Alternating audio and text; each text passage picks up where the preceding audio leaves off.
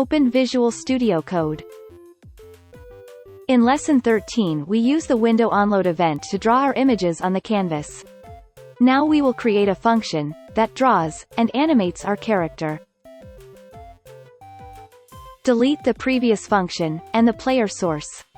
Create a function with the name moves. If you forget about functions, look at Lesson 11. Like we did in previous lesson, draw the background image.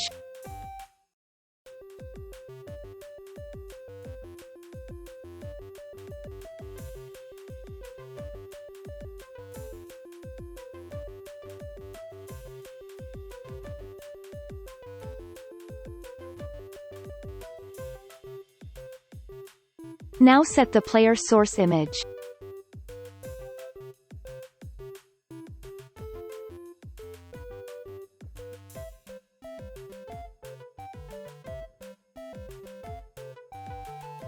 Set it to the first image of the array, number 0.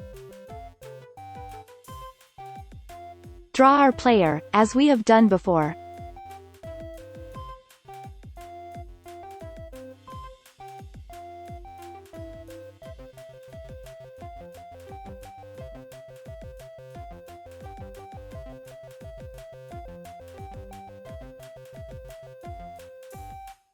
As we have learned, to run a function we must call it with its name.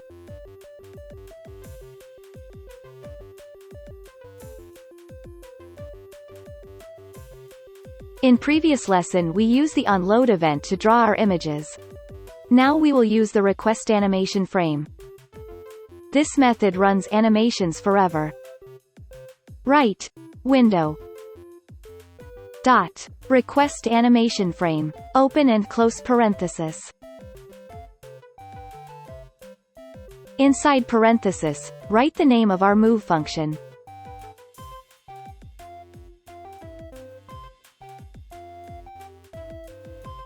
So, let's explain it better.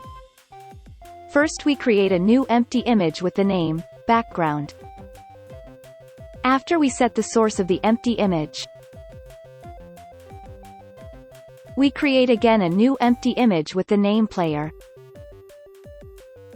Then we create an array, with the name player moves, where we store the 3 images of our character.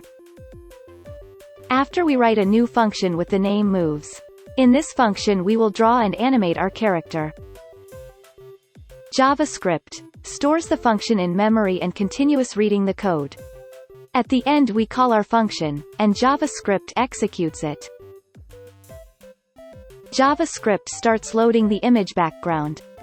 Then we set the source images of our character. In the next line of code, JavaScript starting to load our character image. Remember we set the image 0 of the array. Then the magic happens. The request animation frame waits until the browser is ready to draw. Then it calls again the function move, the name which we write inside the parentheses. All the images appear in our canvas. Let's see again the order that the function draws. In the beginning, we have no images on our canvas. When the function is called, the request animation frame waits until the browser is ready, and then calls the function again. First draws the background. After finds the source of our character image. Then, draws our character. Last, the request animation frame calls again the function, and the code inside the function is repeated again. This can be happening non-stop.